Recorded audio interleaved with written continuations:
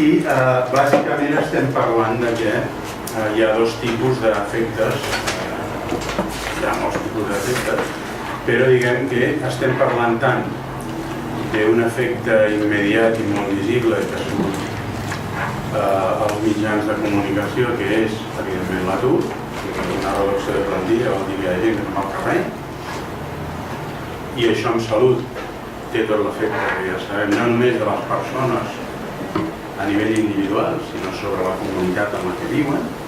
I sabeu, per exemple, doncs, que hi ha estudis que, per exemple, posen sobre la taula l'accés a mortalitat per suïcidis en situacions en comunitats amb els immigrants.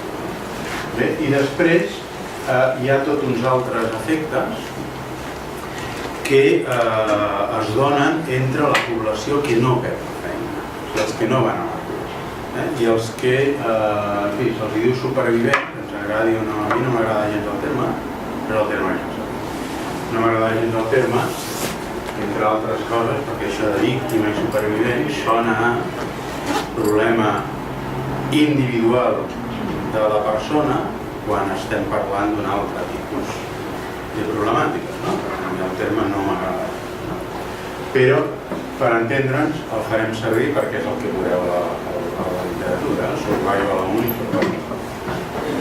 Llavors, sobre la plantilla, diguem, que es queda a l'empresa quan hi ha reduccions, sembla que està clar que hi ha una intensificació del treball i que, diguem, hi hauria un efecte sobre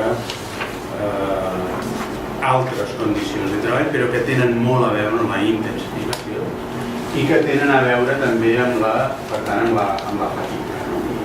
Estudis, ara en veurem algun en detall, d'efectes sobre salut mental, sobre malaltia cardiovascular. Això ja ho sabíem, això és el que estava escrit, i nosaltres el que volíem donar una mica de pas endavant intentant explicar si això també passava al nostre país, per tant, en dades nostres, per tant, utilitzant l'enquesta del risc psicosocial que vam fer el 2010 i alhora perquè formem part d'una organització sindical i el que pretenem és subministrar instruments que puguin ser útils per la defensa dels interessos dels treballadors de les empreses. Per tant, aquest tipus d'informació, aquest tipus de producte.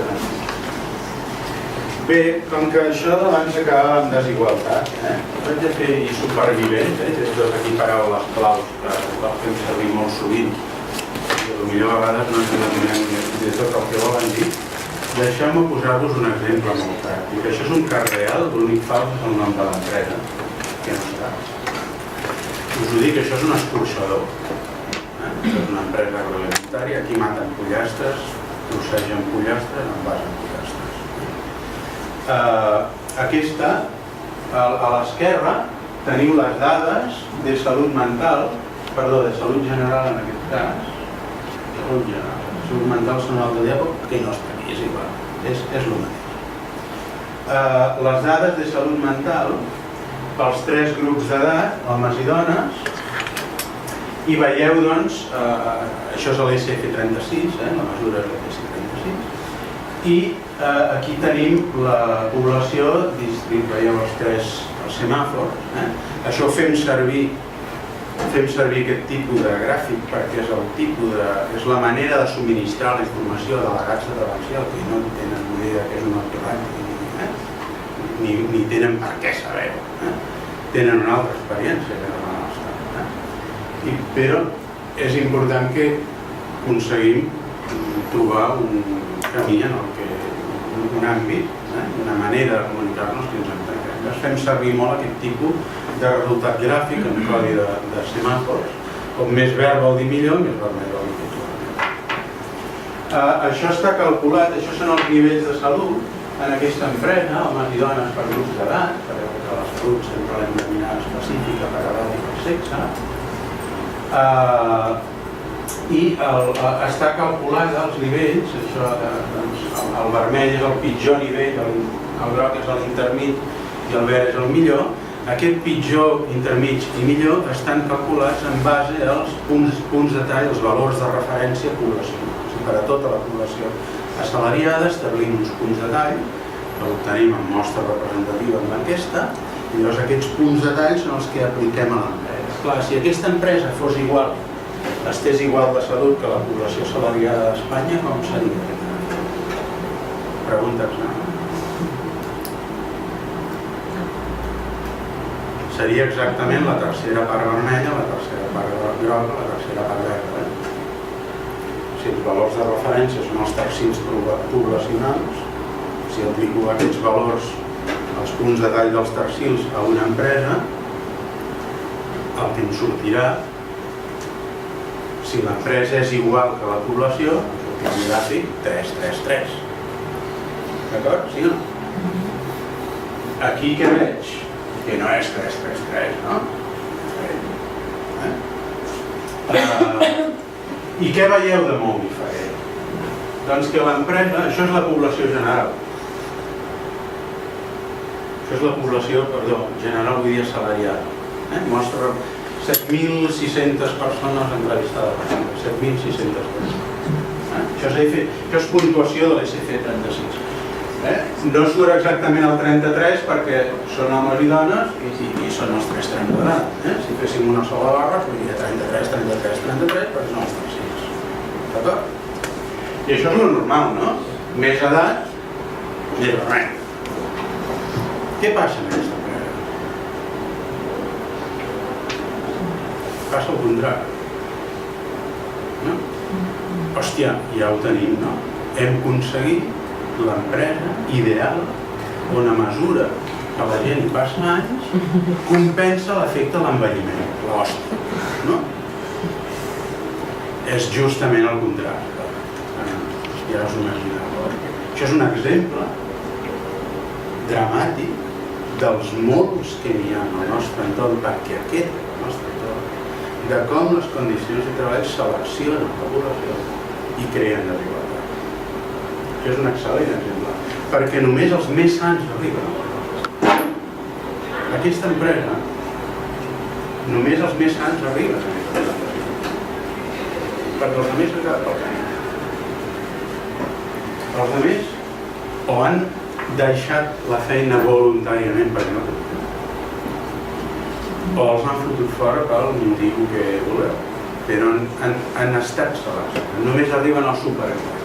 Però això ho dic per dues coses, o per tres. Una, molt d'ull amb la mania que hi ha des de la salut pública d'analitzar les dades de salut en empresa. Molt d'ull.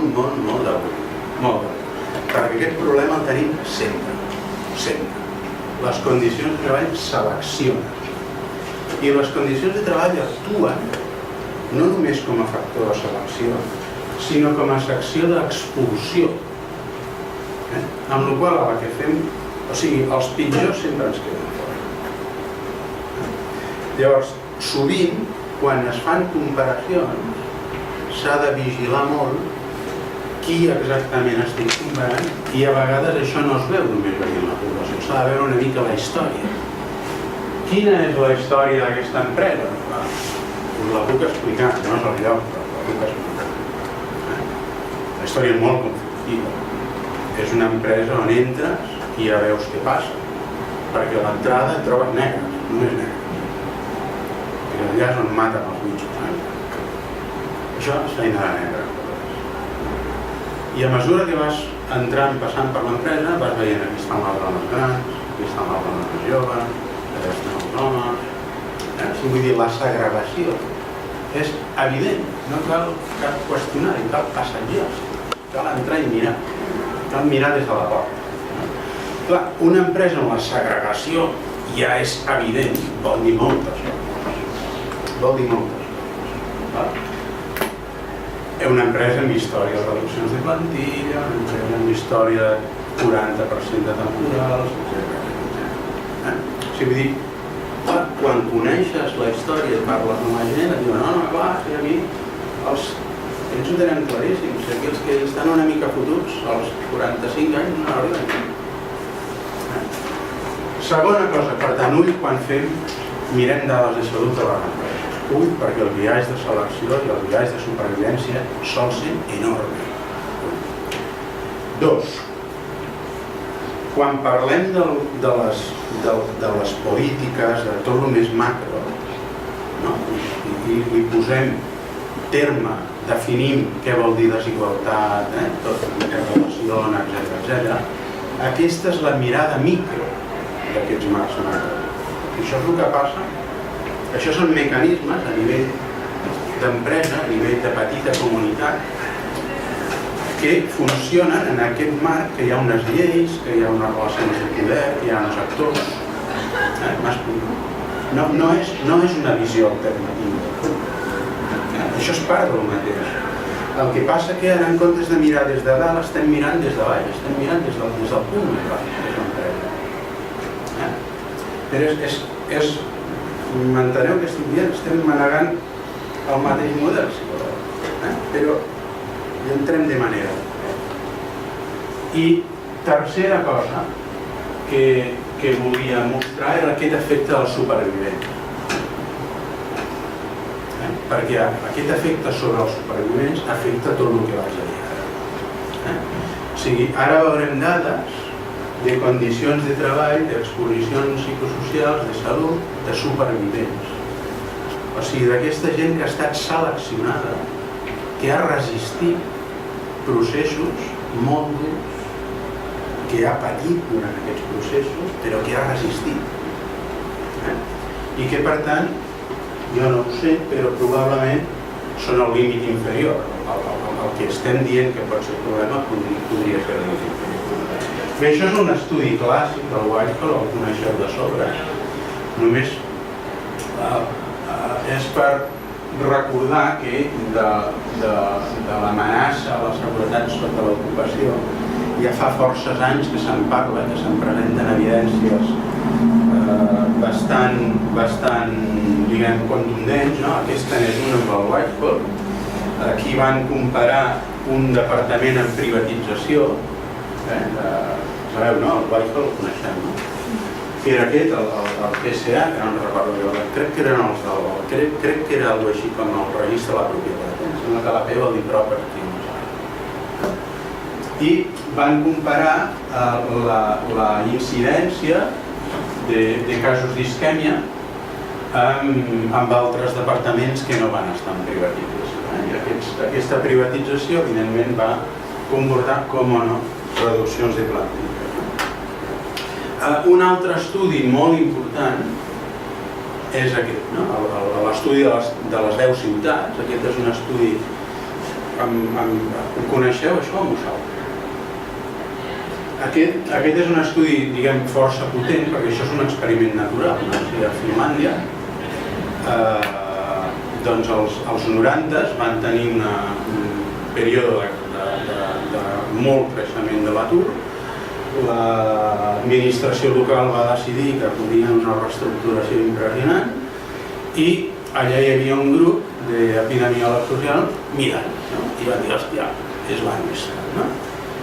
I, per tant, ve a ser com un experiment natural. I llavors, de les 4 ciutats que tenien millor qualitat d'informació, que eren aquestes 4 ja dic, Raiso és la coneguda, i altres més, doncs van poder afinar molt. I el que van veure és que la mortalitat de la població que havia estat exposada la mortalitat cardiovascular, per causa cardiovascular, la general no es modificava. Dels departaments que van estar exposats a una reducció de plantilla gran es duplicaven respecte als que van estar exposats a una reducció de plantilla que ells deien cap, però en realitat va ser inferior al 8%. Això és el que, i evidentment ajusten tot l'ajust.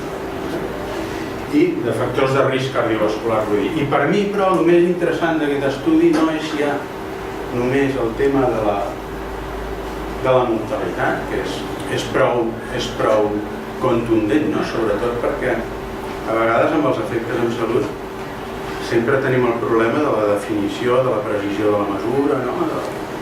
Clar, comptar morts fins ara encara no ha fet massa problemes. Llavors, quan els indicadors així molt hards poden ser menys sensibles, és cert, però alhora tenen altres avantatges. L'avantatge és que és difícil confondre-ho amb una altra cosa. Per tant, és prou important que diguin que trobin un augment del risc de mort per cardiovascular del 100%, no és cap tonteria. Però fixeu-vos què passa amb l'absentisme, les taxes d'absentisme, o sigui, d'incapacitat temporal mèdicament certificada, que es comporta de manera diferent. La gent amb contracte, la gent que és fixa, es pot permetre, augmenta l'absentisme, estic donant aquí la meva interpretació abans de la dada, i la gent amb contracte temporal disminueix.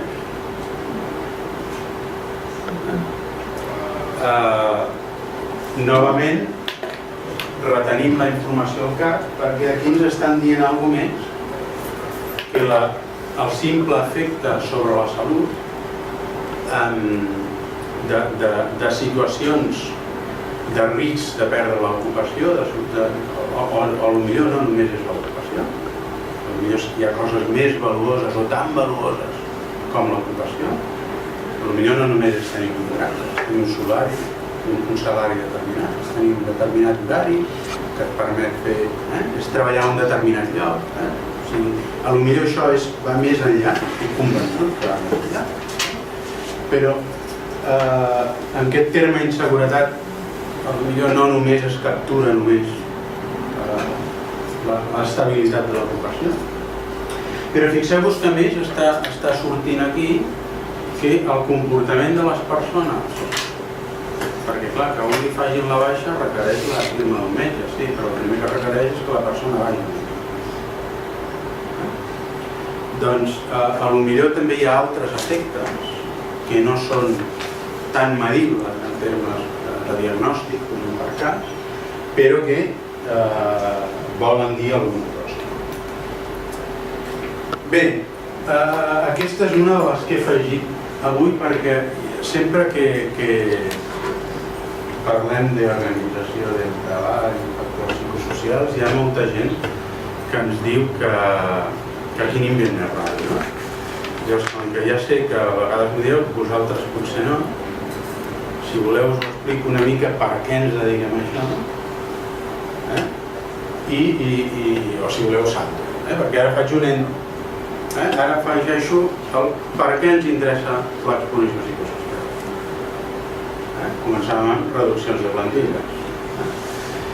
Bé, mireu, això és un model extraordinàriament simple, però és tan òbvi que l'hem de recordar absolutament a cada empresa. Això és el pa de cada dia. Aquesta és la primera batalla que tenim. Per aquest model tan extraordinàriament simple el nega tothom de l'altra banda. I el nega tothom de l'altra banda per què? Què vull dir? El nega tothom perquè l'organització del treball en aquest país, l'empresariat entén que és competència exclusiva. Per tant, ja pot dir la ciència el que podem dir. Que és aquesta fletxa. Diuen que la part de dalt no existeix. La part de dalt existeix. L'organització del treball són les causes de les exposicions psicosocials. Les exposicions psicosocials què diuen això? Ja no ho sé ben bé. Són un conjunt d'exposicions, de condicions de treball que hi ha en els llocs de treball que poden tenir relació amb la salut i que els seus mecanismes d'acció són bàsicament d'ordre, diguem, psicològic. Mecanismes. Compte. O sigui, així com el soroll fa efecte, és un mecanisme físic, el mecanisme d'acció, compte, les condicions de treball i l'organització del treball també determinen qui està exposat, com està exposat i quan està exposat a soroll. O sigui, aquí podria posar, en lloc de factor psicosocial, soroll, tranquil·lament, i seguiríem tenint l'organització del treball. Ara estic parlant del mecanisme d'acció. L'única diferència és que hi ha factors de risc que actuen per mecanismes bàsicament biològics, químics, i que actuen bàsicament, no només, bàsicament per mecanismes psicològics. Això són els factors psicosocials. Quins són? No m'ho posaré ara a dir. Això seria tot un altre. Hi ha una mica de discussió.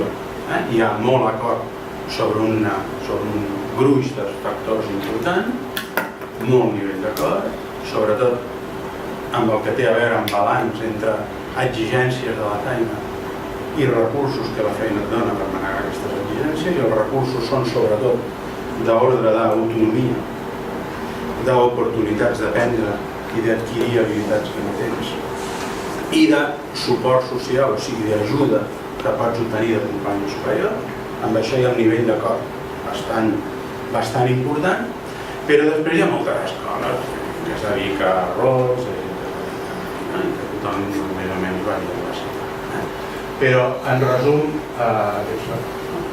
bé, i aquests factors, que són les exposicions, generen uns precursors de malaltia o no, s'ha conegut com a estrès, seria també discutible aquí, que hem de definir, i, per tant, això serien els efectes, i a les empreses, posant d'acord el que diu la llei, perquè la llei de prevenció és una llei de rang tan alt com l'Estatut dels Treballadors, per tant que s'ha de complir a les empreses com qualsevol altra, i el que diu la llei és que l'empresari té l'obligació de mantenir les condicions de treball dins uns marges saludables.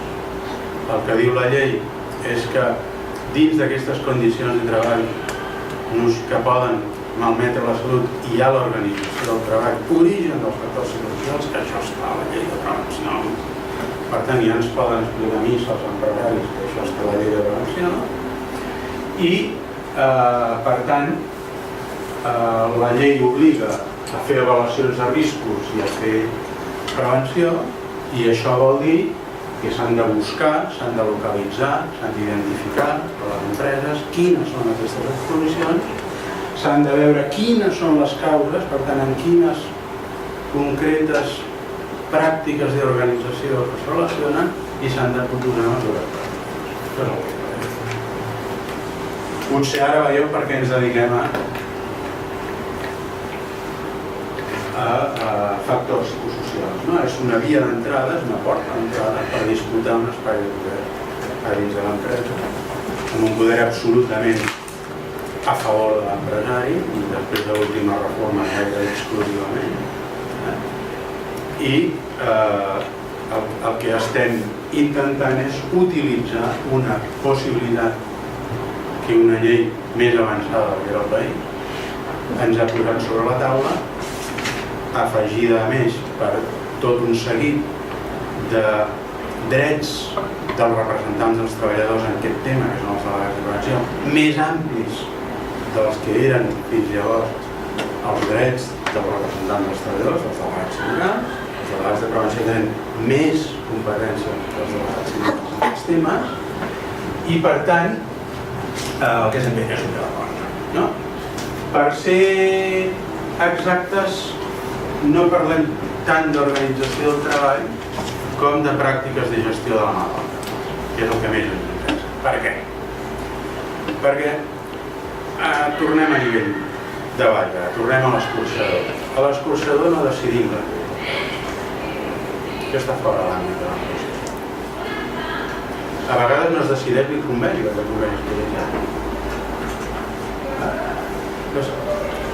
A l'escorxador que es decideixen, i generalment decideix l'empresari o els seus representants directius de manera, diguem, autònoma. El que ja es decideix és quin horari fa la gent, qui fa quin horari, qui és el cap d'aquí, a qui contracta i a qui pot fora, quins són els ritmes de treball. Allà es prenen totes les decisions que tenen a veure, sobretot, amb les pràctiques. Les decisions estratègiques sobre què fa l'empresa tampoc no es prenen allà. Per tant, el nostre àmbit realista d'empoderament dels delegats d'empoderament dels treballadors és treballar al nivell que ells tenen la necessitat. I ells tenen la necessitat de respondre a aquest tipus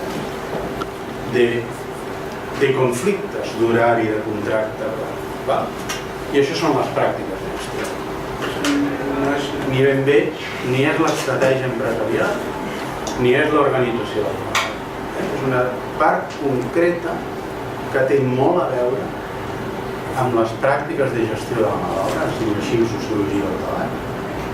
I, per tant, sobretot ens estem referint a la política salarial, a la política de contractació, a la política de retenció, a la política de formació, a participació directa, per tant, a disseny, a mètodes de treball. Perquè això sí que es negocia a l'empresa, perdó, es pot negociar. Es negocia si apretem prou i ho sabem fer.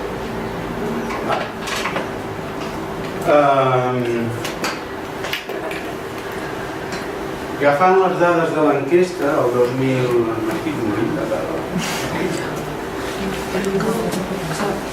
Agafant les dades de la...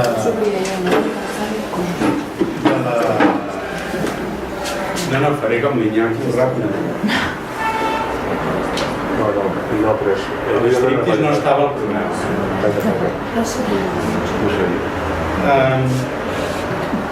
Aquí tenim dades, no pretenc que mireu el punt. Això que compara, ara estem comparant dades de l'enquesta, ara tornem a reduccions de plantilla, que és una cunya de per què ens interessa el que ara esteu veient, que és l'exclusió social.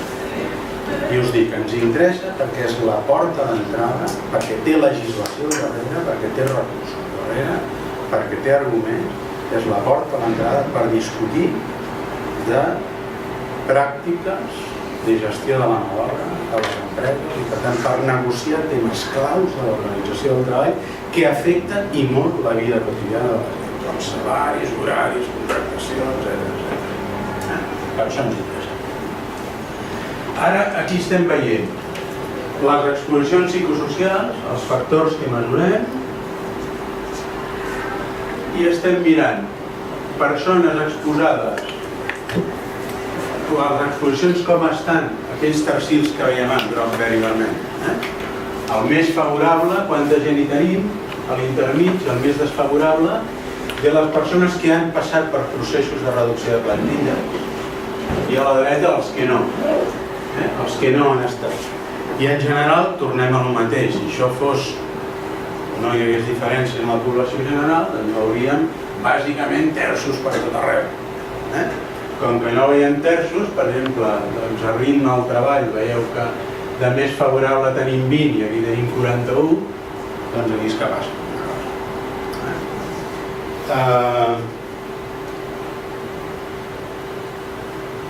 Hi ha alguna cosa que no us he explicat ja?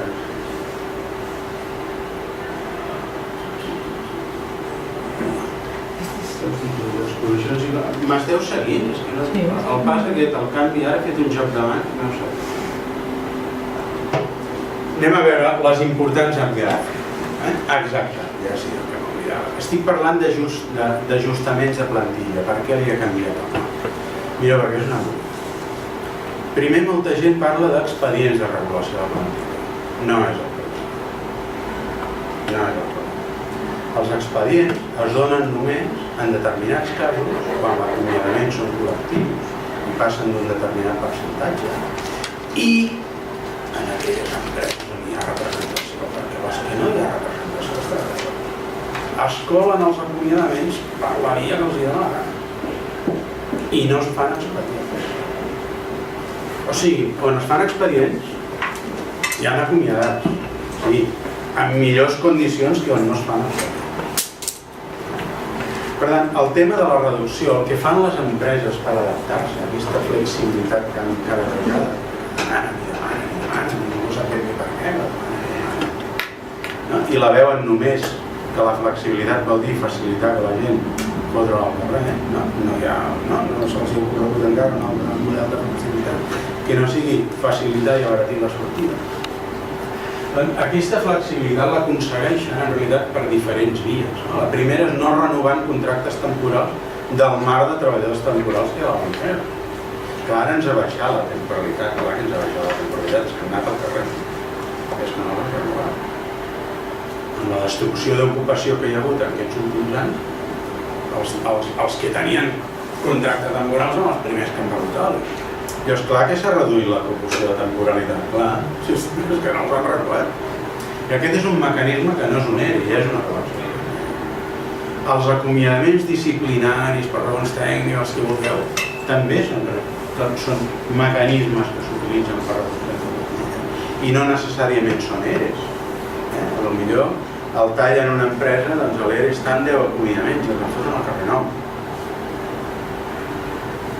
M'enteneu què heu dit? O sigui, per això hem utilitzat el terme de procés d'ajust de plantilles, perquè inclou acomiadaments, reducció de plantilles, sigui per mecanisme legal d'ERE o sigui per mecanisme. Bé, aquí estem veient, per exemple, en vermell, les exposicions de les persones, les exposicions al nivell d'exposició més desfavorable, o sigui, el pitjor, en vermell de les persones que han passat per reduccions i en blau de les que no. La diferència és notable. I, per exemple, anem una per una. Què ens diu la gent? Augmenta molt el ritme de treball i disminueix el control que tenim sobre els temps a disposició. Els temps a disposició què vol dir? Vol dir els temps de treball? No, això ho decideix l'empleat. Però hi ha uns determinats temps, per exemple, algunes pauses, per exemple, alguns tipus de permís, per exemple, les vacances fins a cert punt, on tenim certa discrecionalitat. I a les empreses on hi ha reducció, això disminueix de manera clara. Clar, la gent et diu clarament dues pràctiques de gestió que tenen a veure amb això. Una té a veure amb contractació, i és que és evident que no hi ha plantilla, falta gent. Per tant, hi ha menys pauses, hi ha més intensitat de treball perquè falta gent. I dos, que hi ha una planificació que és una ànima vaga. El qual té a veure també amb altres coses, de qualitat de lideratge, de qualitat dels gestors de les empreses, que també tenim la contrada que tenim. Planificar coses com el temps de treball, doncs resulta que hi ha molts llocs on es fan verdaderes tonteries, coses que no tenen gaire. Bé, hi ha altres exposicions que tenen molt a veure amb diferents coses. Per exemple, l'amenaça directa sobre perdre l'ocupació, i abans jo deia, no és l'ocupació. Nosaltres mesurem a nivell psicosocial dos tipus d'inseguretat. Una és la inseguretat sobre tenir feina i l'altra és la inseguretat sobre condicions de treball. Perquè la veritat és que si fem, per exemple, grups de discussió i parlem amb gent, la seguretat sobre l'horari de treball i sobre el lloc físic on es treballa pot ser, en alguns casos, tant o més important que la mateixa seguretat sobre tenir ocupació i inclús sobre el salari. Temps i lloc. I per què temps i lloc? Què és l'important? I més, temps i lloc i per qui? Molt més per les dones. I segurament això té a veure, com o no, amb la segregació del treball i amb la segregació social. Per qüestions de gènere té a veure amb l'anomenada conciliació, té a veure amb les tasques d'atenció a la gent gran, a les criatures. Però, clar, per tant, això ho hem de separar de tenir una ocupació, perquè és una altra cosa. Té a veure també amb la incertesa, amb la inseguretat, amb la por, amb l'angoixa, amb l'ansietat, que diria el psiquiatre. Evidentment, també té a veure amb la previsibilitat. Ens falta informació suficient i a temps per fer la nostra feina bé. És la definició de previsibilitat. També es fan, per tant, abans ha posat l'amenaça a la continuïtat, però també exigència de disponibilitat, temps. Aquesta és la pràctica, cada vegada més es desregula el temps de treball i se li exigeix a la gent que estigui disponible cada vegada més. La reforma ara ha posat un 10% del temps de treball en mans de la discrecionalitat empresarial, més 5 dies a més. Això, parlant clar, és un mes de treball a l'any. Això vol dir que en un mes de treball a l'any l'empresari pot decidir unilateralment quin horari. Amb un preavís de 7 dies. I així està el pati. Llavors, clar, aquest tema és molt important, perquè això afecta molt la vida quotidiana. I evidentment el salari, que també creix el salari variable. Creix el salari variable disminuint el salari massa, disminuint la massa. També es fa, hi ha un altre tipus de pràctiques que tenen molt a veure amb la mobilitat funcional. No? Sabeu què és la mobilitat? Sabeu què és?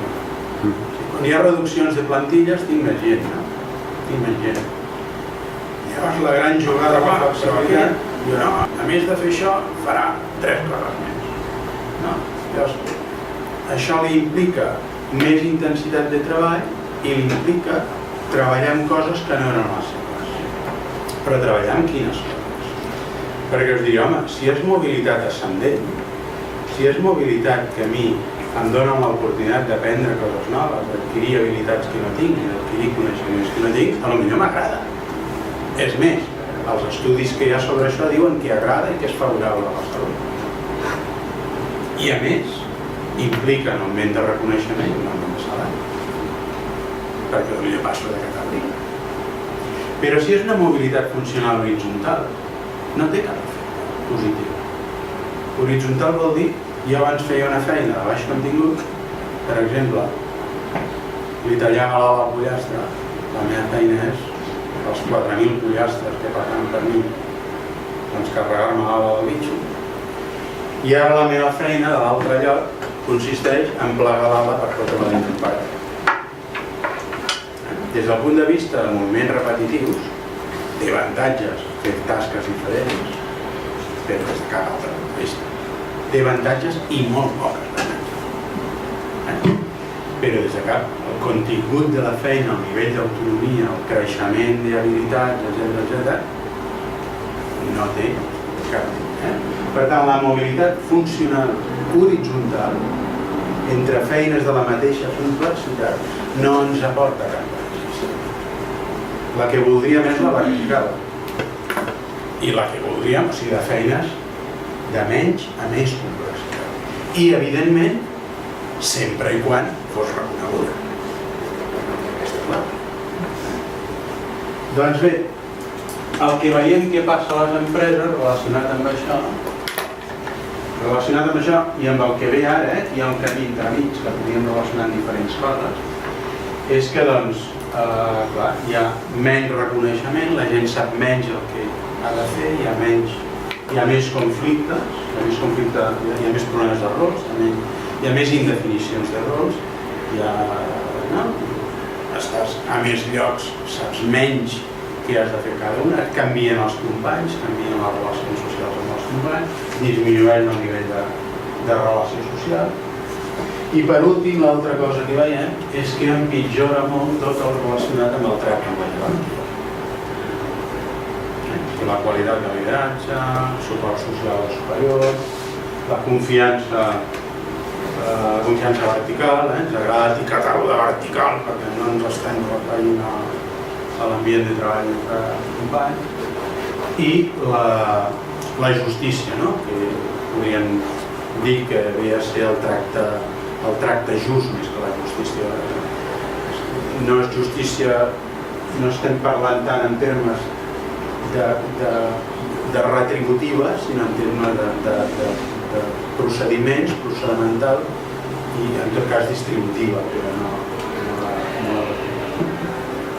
Bé, això és el que veiem a nivell d'exposicions psicosocials. Hi ha més. Abans dèiem, recordàveu que dèiem lo de la por. Mireu què passa amb els drets. Aquí tenim diferents indicadors que per cert formen part d'una escala de l'EPES, del qüestionari de l'escala de precarietat, que tenen a veure amb el temps de treball. Fer els dies de festa, fer els dies de vacances, agafar permís per motius personals o familiars, agafar la baixa per malaltia o anar al metge quan es necessita. Aquí tenim en verd sense ajustament de plantilla i en representació dels treballadors, i això és la millor situació. En blau sense ajustament de plantilla però sense representació de treballadors. En vermell amb ajustament de plantilla i amb representació de treballadors. I en negre els que pringuen del tot, que són els que passen per reduccions de plantilla i que no tenen representació sindical a l'empresa.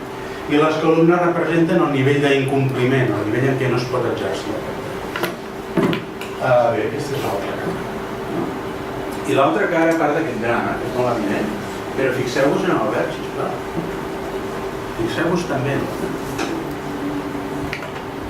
Fixeu-vos què passa en empreses que en teoria van bé i en empreses on en teoria tenim una organització dels treballadors mínima, perquè hi ha delegats, siguin de qui siguin, trobo que si hi ha delegats, no sé si hi ha comissió, o el CGT, o el COP, si hi ha comitè, si hi ha delegats.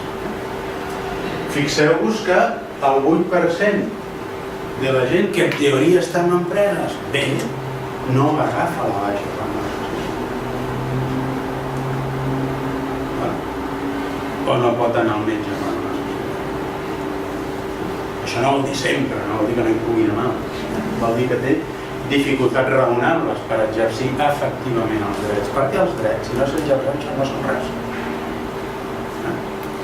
Llavors, aquesta és l'última reflexió. I per últim, i amb això acabo,